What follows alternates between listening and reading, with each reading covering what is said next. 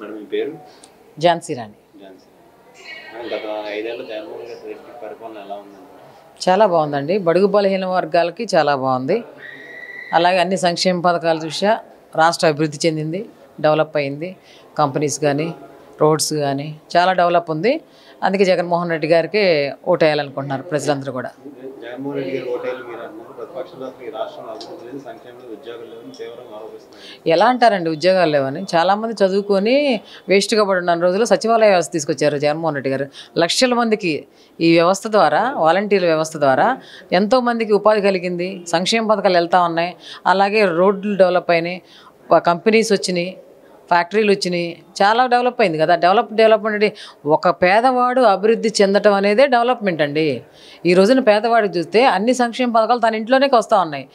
పిల్లలకి అమ్మఒడి వస్తూ ఉంది, పెద్దవాళ్ళకి పెన్షన్ వస్తూ ఉంది, చదువుకునే పిల్లలకేమో విద్యా దీవెన విద్యా కానుక వస్తూ ఉంది, ఆరోగ్యశ్రీ ఉంది, రైతులుంటే రైతు భరోసాలు ఉన్నాయి, అలాగే వెహికల్స్ ఉన్న ఆటో వాళ్ళకి వస్తూ ఉన్నాయి. ఇంక ఎవరికండి మా మహిళలకి చేయూత వస్తూ ఉంది. ప్రతి వర్గానికి కులాలకి మతాలకు అతీతంగా మరి కాపు నేస్తం కూడా కాపులకు కూడా ఇస్తూ ఉన్నారు. ఎవరైతే ఓసీల్లో ఉన్నారో తక్కువ సంబంధించిన వాళ్ళు చదువుకున్నట్టు వాళ్ళకు కూడా అమ్మఒడి పెడతా ఉంది. ఇంతకంటే సంక్షేమం ఎలాగ చేస్తాడండి ఏ నాయకుడైనా?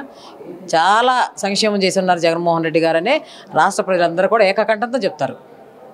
గుంటూరు వెస్ట్ నుంచి మిథున్ రజనీ గారు వైఎస్ఆర్సీపీ పోటీ చేస్తున్నారు, టీడీపీ నుంచి మాధవి గారు పోటీ చేస్తున్నారు. మాధవి గారు ఏమన్నారంటే ఆల్రెడీ మీరు 2 times గెలిచి 3సారి హ్యాట్రిక్ కొట్టబోతున్నారు. ఏంటి వాస్తవ పరిస్థితి ఎలా ఉందంటే గ్రౌండ్ రియాలిటీ? అంటే చంద్రబాబు నాయుడు గారు పరిపాలించే రోజులు ఒక నియంత పరిపాలన ఉండేది. ఇక్కడ ఏంటంటే 2 టౌన్లో వచ్చి వాళ్ళ సామాజిక వర్గం ఎక్కువగా ఉండటం వల్ల వాళ్ళు ఏంటంటే డబ్బులు ఎరచూపి ఓటింగ్ కొనుక్కోవటం వల్ల కావచ్చు 2 సార్లు వాళ్ళు విన్ అవ్వటం జరిగింది. వాళ్ళు గెలిచిన తర్వాత ఏ సంక్షేమం కూడా వాళ్ళ పరిపాలనలో జరగలేదు. పశ్చిమ నియోజకవర్గానికి ఏ సంక్షేమం ఏ ఇంటికి ఏ వ్యక్తికి కూడా వెళ్ళలేదు. 600 హామీలు అడ్డంగా ఇచ్చి ఆయన 2 సార్లు పరిపాలించాడు. ఇక్కడ కాదంటలేదు మేము.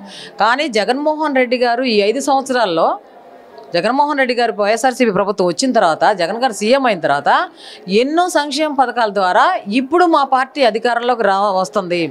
ఇక్కడ ఇంత ధైర్యంగా మరి మా రజనమ్మ గారిని వేయడానికి కారణం కూడా వీళ్ళ మీద ఏదైతే టీడీపీ కంచుకోట పశ్చిమ నియోజకవర్గం అంటున్నారో ఆ టీడీపీ బద్దలు కొట్టడానికి ఒక హీరో లాంటి, సింహం లాంటి మరి మహిళ, బీసీ మహిళని ఇక్కడ జగన్మోహన్ రెడ్డి గారు వేయటం కూడా, అభ్యర్థిగా ప్రకటించడం కూడా కారణం అదే. నెక్స్ట్ తప్పకుండా ఈ యొక్క పశ్చిమ నియోజకవర్గం సీటు ఎమ్మెల్యేగా రజనమ్మ గారు అఖండమైన మెజార్టీతో గెలవబోతా ఉన్నారు. దానికి కారణం ఏంటంటే జగన్మోహన్ రెడ్డి గారు ఇచ్చిన సంక్షేమాలు ఒక పక్క అయితే, ఏదైతే ఎన్నికలు ఎలా చేయాలో మరి రాజకీయ అనుభవం కానీ, వ్యక్తిగత అనుభవాలు కానీ, లేకపోతే కులాలను మతాలను కలుపుకునే విధానం కానీ రజనమ్మ గారి కుటుంబంలోనే ఉందండి. ఎందుకంటే సాఫ్ట్వేర్ బిజినెస్ ఉంది వాళ్ళకి. వాళ్ళు ప్రాపర్ గుంటూరే, పిల్లలు కూడా ఇక్కడ ఎడ్యుకేషన్ చేశారు. ఆవిడ కూడా వైద్య ఆరోగ్య శాఖ మంత్రిగా రాష్ట్రం మొత్తం మంచి పేరు తెచ్చుకున్నారు. చాలా డెవలప్ అయినాయి. అందువల్ల ఏంటంటే ఆవిడ గెలుపు సునాయాసంగా అయిపోద్ది. చాలా మంచి మెజార్టీతో రజనమ్మ గారు పశ్చిమ నియోజకవర్గంలో ఎమ్మెల్యే కాబోతా ఉన్నారు. రజనీ గారు ప్రస్తుతం ఆరోగ్య శాఖ మంత్రి ఉన్నారు. గుంటూరుకి ఏం అభివృద్ధి చేసింది ఏం చెప్తారు? తప్పకుండా అండి. ఎందుకంటే మాకు గుంటూరులో ఎస్పెషల్లీ సిటీలో ఒక మంచి గవర్నమెంట్ హాస్పిటల్ ఉంది. ఎన్నో దూర ప్రాంతాల నుంచి ఇక్కడికి వచ్చి వేరే జిల్లాల నుంచి కూడా ఇక్కడ వైద్యానికి సదుపాయం ఉంది. కాబట్టి ఏంటంటే ఇక్కడ అంతకుముందు గతంలో చంద్రబాబు నాయుడు గారు పరిపాలించినప్పుడు మెరుగైన వైద్యం అందేది కాదు, ఎక్విప్మెంట్స్ ఉండేవి కాదు, సదుపాయాలు ఉండేవి కాదు. ఇక్కడ సదుపాయాలు సరిగా లేక, డాక్టర్స్ లేక, ఎక్విప్మెంట్స్ లేక వేరే హైదరాబాద్ కానీ ఇంకొక ప్రాంతాలకి వెళ్ళాల్సి వచ్చేది. ఏదంటే పేద కుటుంబాలు చాలా వరకు. ఎందుకంటే గవర్నమెంట్ హాస్పిటల్ని నమ్ముకున్నాయి కదా.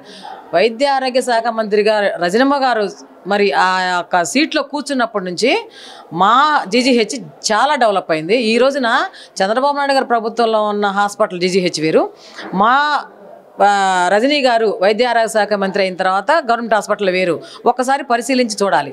అన్ని ఎక్విప్మెంట్స్ వచ్చాయి, మంచి డాక్టర్స్ ఉన్నారు, బాగా డెవలప్ అయింది. ఎందుకు చెప్పగలుగుతున్నాను అంటే ఇది ఈ రోజున సూపర్నెంట్గా సీట్లో కూర్చుంది మా కజిన్. ఎక్కువ టైమ్స్ మేము వెళ్తాం అక్కడికి. మేము పెద్ద ఫ్యామిలీస్ కూడా ఈ రోజున అక్కడ అన్ని పెద్ద ఆపరేషన్స్ చేయించుకుంటున్నారు. ఈ మంచి డాక్టర్ల సదుపాయం ఉంది, మంచి సదుపాయాలు ఉన్నాయి. అంతా ఈ రోజున బాగా డెవలప్ అయింది. మా రజనమ్మ గారు వైద్య ఆరోగ్య శాఖ మంత్రి అయిన తర్వాత అని గట్టిగా చెప్పగలం. తప్పకుండా 30 లక్షల పైనే, 30,000 పైనే 30,000 పైనే అఖండమైన మెజార్టీతో గెలవబోతా ఉన్నారు రజనమ్మ గారు. Damn sure. ఎందుకంటే మాకు ఒక అనాలిసిస్ ఉంది, మా గ్రౌండ్ సర్వే ఉంది, మా సంక్షేమ పథకాల దృష్ట్యా మేమేం చేసాము, మా ప్రభుత్వం ఏం చేసింది, మా రజనమ్మ గారు మరి వైద్య ఆరోగ్య శాఖ మంత్రిగా ఏ విధంగా సేవలు అందించారు, ఇప్పుడు మా కేడర్ ఎలా చేస్తున్నారు అంతా కూడా బేర్ చేసుకునే మేము మాట్లాడుతున్నాం. 30,000 పైన మెజార్టీతో రజనమ్మ గారు పశ్చిమ నియోజకవర్గంలో ఎమ్మెల్యే కాబోతా ఉన్నారు.